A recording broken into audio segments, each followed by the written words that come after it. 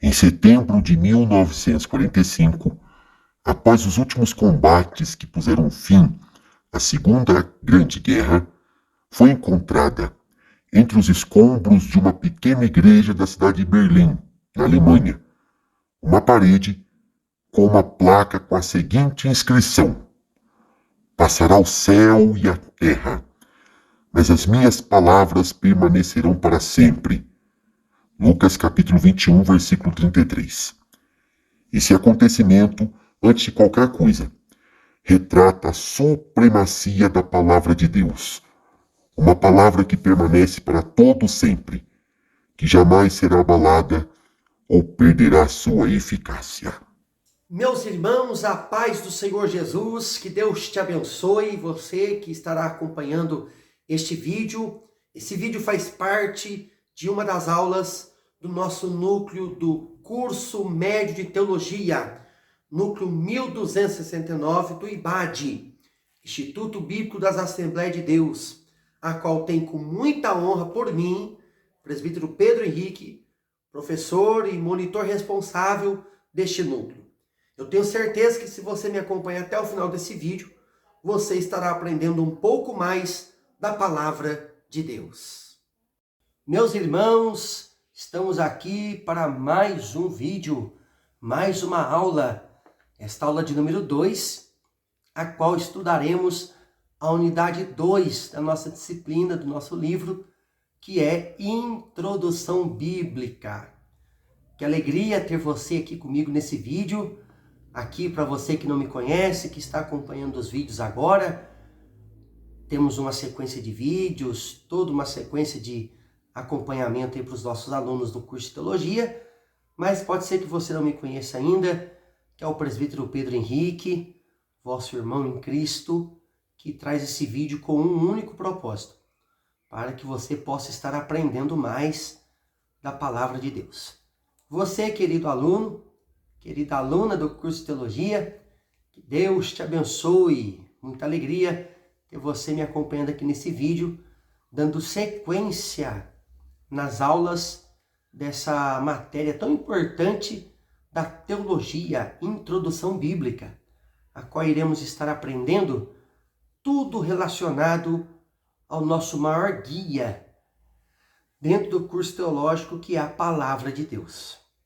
Na aula de número 2, esta é uma aula muito importante, que você precisa estar atento às duas partes, assim como foi a aula de número 1, essa aula de número 2 também vai ser dividida em duas partes, parte 1 e parte 2, e você, aluno, precisa estar atento a estas duas partes, porque, digo particularmente, pessoalmente, de todas as aulas dessa disciplina, essa é uma das aulas mais importantes.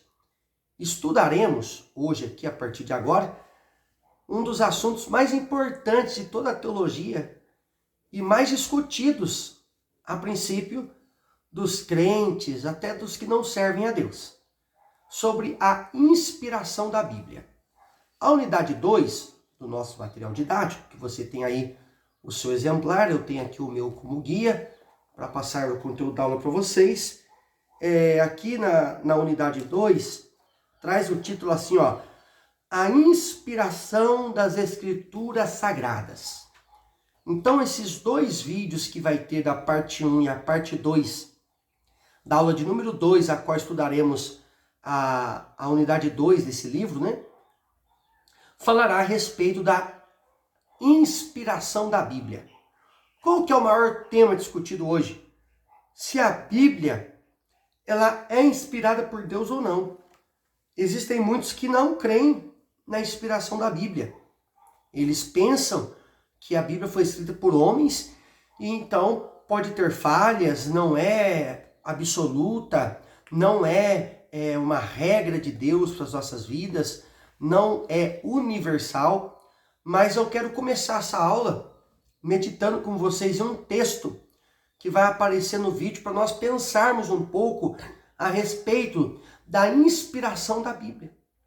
E o texto está na carta que Pedro escreve, na segunda carta de Pedro, capítulo de número 1, e o versículo de número 21, Olha o que a Bíblia diz aí para nós pensarmos e começarmos a estudar a respeito da inspiração da Bíblia. Lembrando que esse texto, ele está também no livro de vocês aí na página 59 ou página 60. Mas acompanhem no vídeo e acompanhe também essa leitura conosco aí com a sua Bíblia, que diz assim: nenhuma profecia da Escritura é de particular interpretação, porque a profecia nunca foi produzida por vontade de homem algum, mas os homens santos de Deus falaram, inspirados pelo Espírito Santo. 2 Pedro, capítulo 1, versículo 21. Eu preciso da sua atenção aqui, nessa parte do vídeo, para que você que está me assistindo possa pensar nesse texto como prova. A primeira prova desse vídeo, a primeira prova inicial de que a Bíblia é a inspirada palavra de Deus. Nós vamos pensar em alguns detalhes, algumas palavras que está inserida nesse versículo. A primeira palavra que nós precisamos pensar é a seguinte: nenhuma profecia é de particular interpretação. É de uma única interpretação. Ninguém pode se achar dono da interpretação de um texto bíblico. Você já deve ter ouvido algum pregador, alguma pregadora, ou algum pastor, talvez na inocência, estar pregando e dizer assim: o que eu vou falar ninguém nunca ouviu. O que eu vou falar ninguém conhece ainda. Só que ele está equivocado. Porque a Bíblia, ela não é, a interpretação da Bíblia, ela não é de particular, de única pessoa. Só um tem uma interpretação e o que fulano ou beltrano pensa é absoluto, é único. Não. Pedro escreve assim, que a Bíblia e a profecia que está na Bíblia não está exclusiva, a interpretação desta profecia não está exclusiva a alguém, não está de modo particular. Outra coisa que nós precisamos pensar é que a profecia ou a palavra ou os escritos nunca foi produzida por vontade de homem algum. Não foi por vontade de homem. Não foi por desejo de Paulo, de Moisés. Esses homens não escreveram, os profetas não profetizaram porque eles quiseram, mas porque o próprio Deus os inspirou, como está aqui. Mas os homens santos de Deus, que são esses que escreveram parte da Bíblia, foram inspirados pelo Espírito Santo. O livro, o material didático nosso, vai dar mais detalhes sobre a inspiração da Bíblia. Mas só nesse texto a gente já pode começar a nossa linha de raciocínio para te dar uma base para você estudar aí o livro, fazer as aulas, desenrolar o seu curso de teologia, aprender mais essa disciplina. Como eu sempre falo, as aulas, tanto presenciais, ao vivo, ou as aulas gravadas aqui pelo YouTube, é um guia apenas. É apenas uma síntese para te passar um norte, né? Para você aprender, ir lendo, estudando aí o seu material que você tem. Mas só nisso, a nossa mente já se abre. Nós já temos um caminho para entendermos de fato que a Bíblia é a inspirada palavra de Deus. Mas nós vamos falar de mais um texto e depois a gente entra aqui explanando um pouco para vocês sobre o conteúdo do material didático. O segundo texto bíblico é segunda carta de Paulo a Timóteo, capítulo 3, versículo 16. Toda escritura é divinamente inspirada e proveitosa para ensinar, para repreender, para corrigir, para instruir em justiça. Irmãos, a palavra de Deus, ela tem os seus propósitos. O livro traz aí na página 60, né, as características fundamentais da inspiração, né? As características da Bíblia. A Bíblia, outro escritor, porque quem escreveu o primeiro texto que nós falamos para vocês aqui foi Pedro, melhor dizendo, desculpe, foi Pedro. o apóstolo Pedro escreveu. Agora nós estamos falando de Paulo. São dois personagens diferentes falando do mesmo assunto. O quê? A inspiração divina da Bíblia. A Bíblia, ela é inspirada, divinamente inspirada. E observe que não é parte da Bíblia, é toda a Escritura, de Gênesis a Apocalipse. Alguns descartam o Antigo e o Novo Testamento, mas na parte 2 dessa aula, no próximo vídeo, nós vamos estudar a inspiração do Antigo e do Novo Testamento.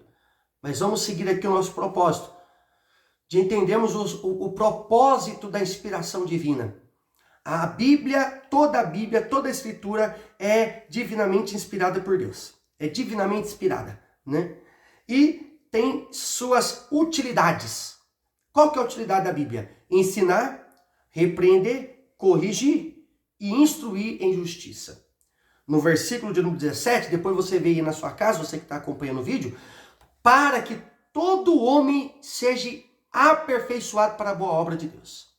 Então esses são os benefícios da palavra de Deus. Os benefícios da Bíblia, os propósitos, a utilidade da Bíblia. A utilidade da Bíblia tem esses propósitos a qual mencionamos. O nosso material didático vai falar da forma da inspiração. Você vai ver aí que é a fonte divina, ser humano, a autoridade do texto. E esses requisitos aqui são as características da inspiração da Bíblia. Mas só nesses dois versículos rápidos, brevemente explanados, nós já podemos ter certeza e convicção e uma base para entendermos que a Bíblia ela é inspirada por Deus. Depois nós temos no livro falando aí sobre a inspiração e a iluminação, né? Que a iluminação é a revelação e a inspiração é a inspiração por Deus para a Escritura. E aí nós precisamos também examinarmos outro texto bíblico, que eu estou até com a minha Bíblia aqui, e quero ler junto com vocês esse texto. Nós não vamos passar ele aí no vídeo, mas eu quero que você que esteja aí assistindo essa aula, possa abrir comigo aí a sua Bíblia, na primeira carta de Paulo aos Coríntios, capítulo de número 2 e o versículo de número 12. 1 Coríntios capítulo 2 e o versículo de número 12. Mas nós não recebemos o Espírito do mundo, mas o Espírito que provém de Deus, para que pudéssemos conhecer o que nos é dado gratuitamente por Deus. Ou melhor dizendo, essa parte que fala da iluminação, da revelação. Tem duas coisas que estão conjuntas no assunto da introdução bíblica, ou no assunto da Bíblia, que é a inspiração. Deus inspirou os profetas, os apóstolos, os escritores para escrever. E agora nós temos a iluminação, que é o quê? Que Deus nos concede para que nós possamos entender e compreender a palavra. Você já deve ter pensado ou ouvido de alguém assim, eu não consigo entender a Bíblia, eu não consigo compreender a Bíblia. Bem certo é que existem algumas formas, algumas maneiras de nós entendermos melhor a Bíblia. Mas todavia, se Deus não trazer a iluminação, não adianta. Por quê? Deus concede a iluminação. O Espírito que provém de Deus, ele vem para que nós possamos conhecer o que nos é dado gratuitamente por Deus. Então deixa eu dizer algo para você aqui, e a gente já parte aqui para o próximo capítulo da unidade 2 do livro, a próxima parte aqui dessa aula, desse vídeo, conhecendo aí também, dando uma base para o nosso material didático. Inclusive você que está assistindo o vídeo até aqui e ainda não é aluno do nosso curso de teologia, você pode entrar em contato conosco, nosso telefone vai passar agora aí no vídeo. Você pode estar entrando em contato conosco, obtendo o seu material didático, todo o respaldo do curso você pode ter acesso. É só você entrar em contato conosco que passaremos as condições para você. Às vezes você quer acompanhar a aula, ter o material didático, ter todo o respaldo do curso, Então é só entrar em contato conosco que a gente passa todas as condições para vocês.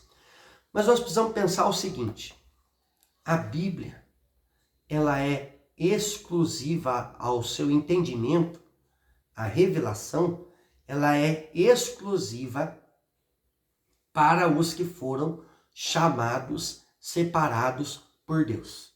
Porque, como diz Paulo aos Coríntios, o mundo não tem. O mundo não entende. E nunca vai entender.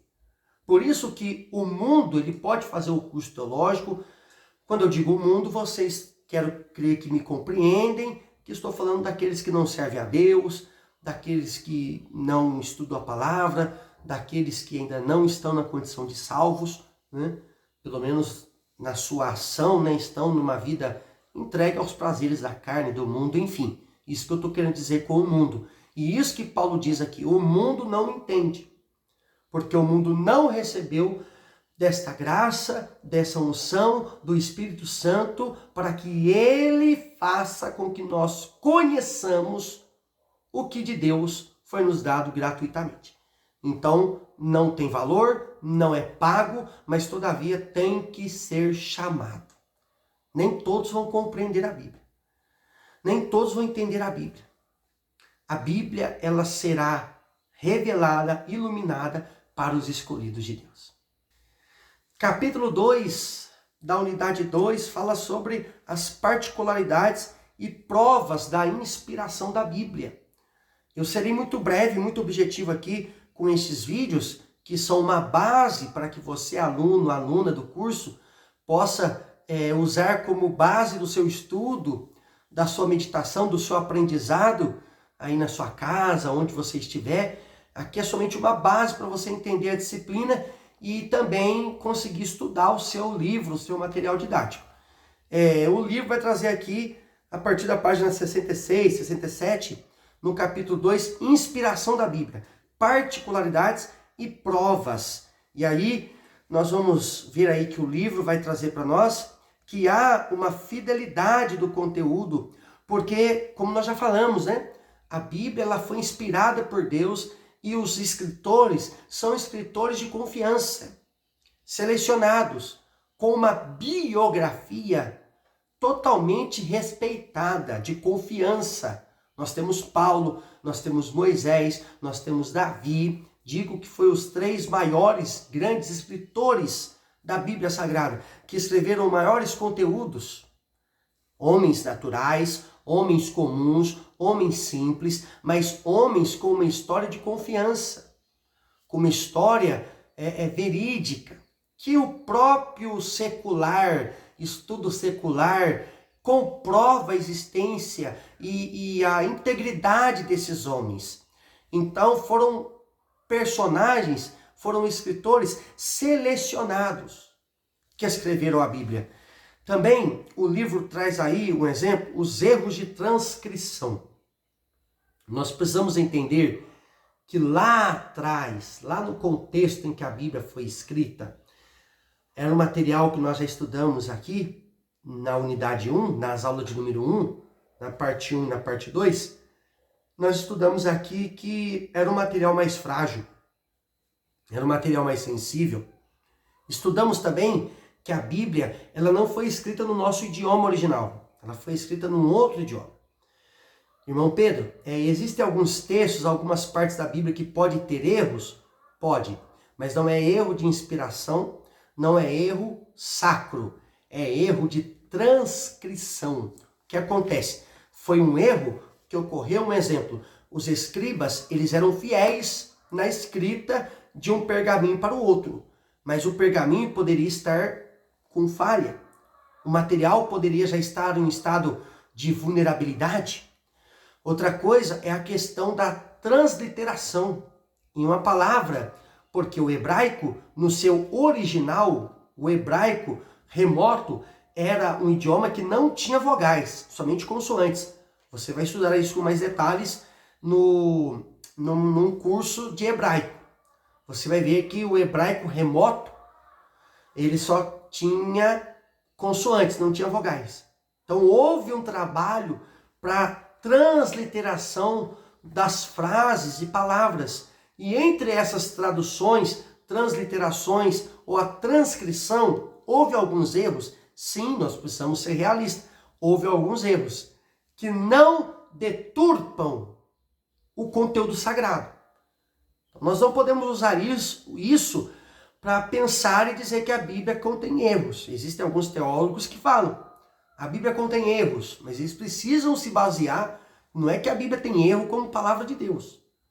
As palavras, elas só mudam o sentido, assim, não é o sentido, a colocação, mas tem o mesmo propósito.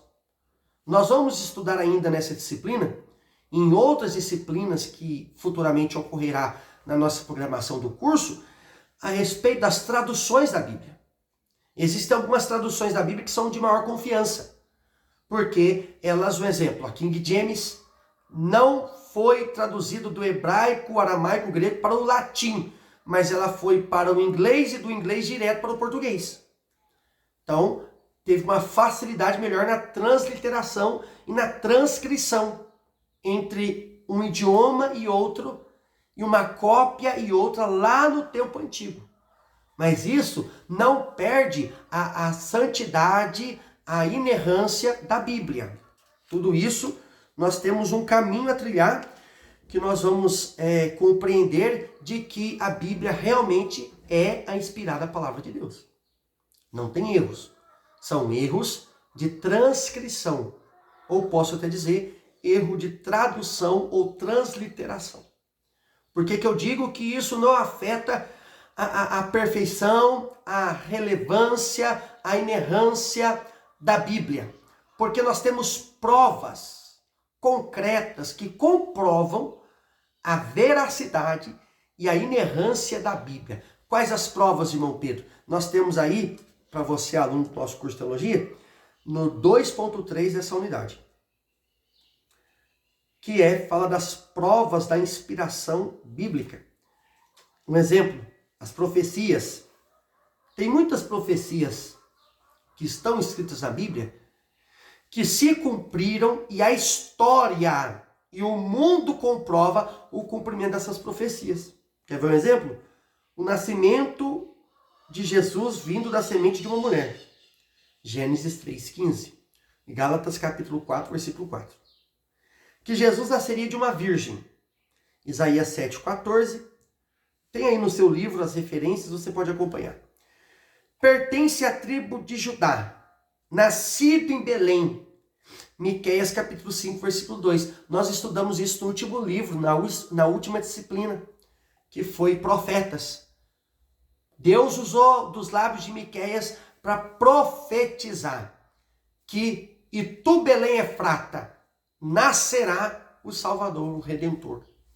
Então, os profetas antes profetizam e depois as palavras se cumprem.